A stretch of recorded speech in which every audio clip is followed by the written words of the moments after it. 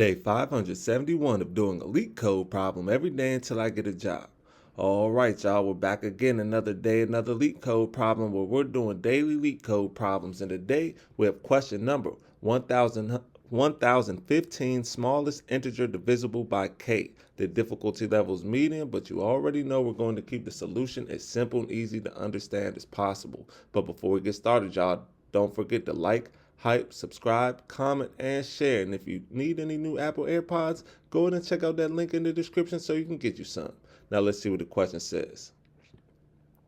Given a positive integer k, you need to find the length of the smallest positive integer n such that n is divisible by k and n only contains the digit 1. Return the length of n. If there's no such n, return -1. Note, n may not fit in a 64-bit signed integer. All right, y'all, so that sounds simple enough, but let's go ahead and take a look at these examples just to make sure that we are doing this problem correctly. So in example 1, we have our input k equals 1, our output is 1. The explanation says the smallest answer is n equals 1, which has a length of 1. So there's two things we want to keep in mind. One, we're not returning 1, right? We're returning the length. In this case, 1 has one digit, right? We want to find the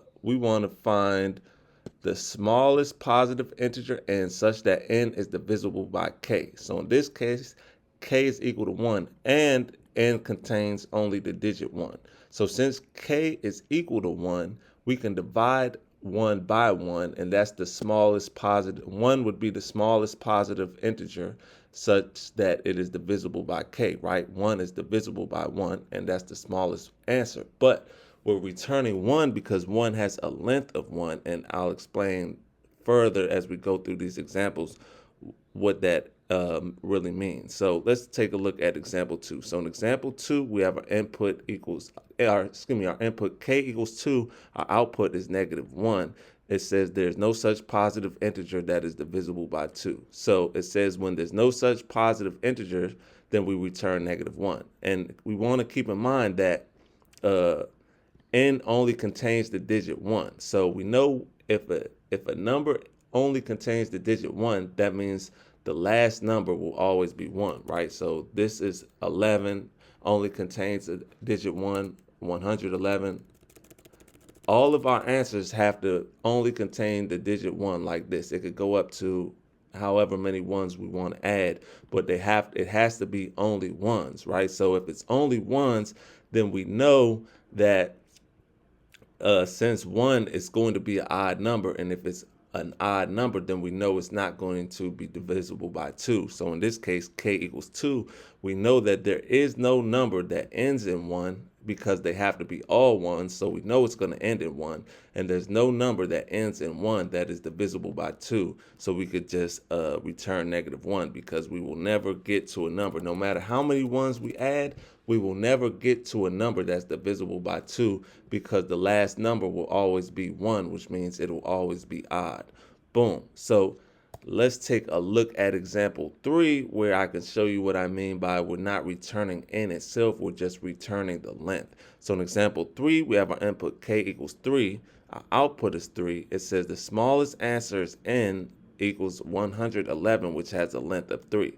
So in this case, out of all the, once again, we can only use numbers that contain 1, right? So we could do 1, that's not divisible by 3. We could do 11, that's not divisible by 3 either, so we could add another one. Now 111 is divisible by 3, right? So now we found a number n that's divisible by 3, but we're not done yet because once again, we're not returning 111, we're returning the count, right? So since 111 has 3 digits, 1, 2, 3, that's why we return 3, because we're returning the count of that number. We're not returning the number itself. And it gets a little tricky because once again, the number n has to contain all ones, right? It says right here only contains the digit 1. So whichever number we pick has to contain all ones, and it has to be the smallest number possible.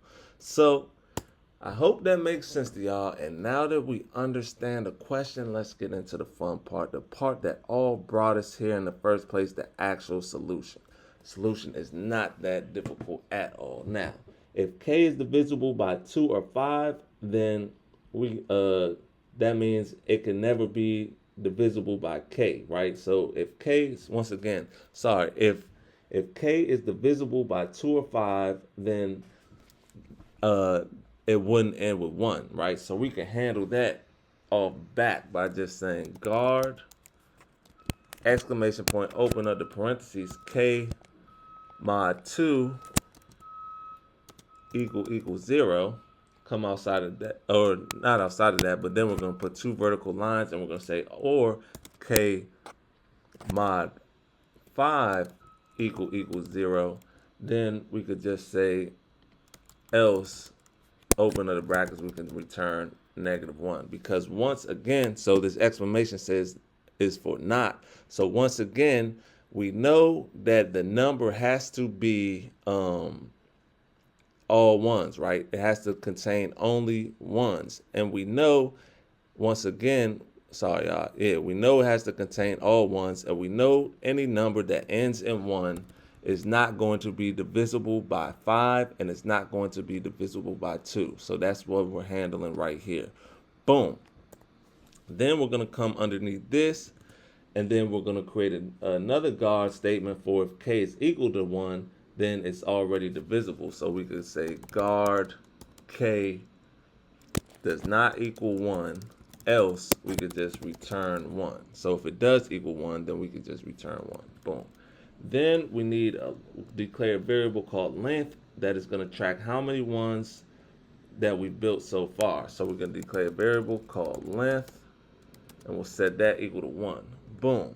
Now we need a variable temp that represents the current value, and we're going to start with 1, right? So we're going to just declare a variable called temp and set that equal to 1.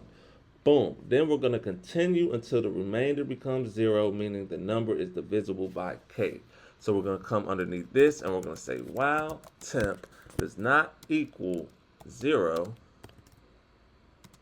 we're going to open up the exclamation points, and we're going to build the next digit. So if the current is r, then the next will be r times 10 plus 1, and we only track modulo k to avoid huge numbers. So we're going to say temp equals, open up the parentheses, temp times 10 plus 1. Then we're going to come outside of that, and we're going to say mod k. Boom. Then we're going to increment the count of digits or the numbers of 1 by coming underneath this, and we're going to say a length plus equals 1. Boom. Then once the remainder becomes 0, length is the size of the smallest rep unit divisible by k. So we could just come right here, and we could say return length.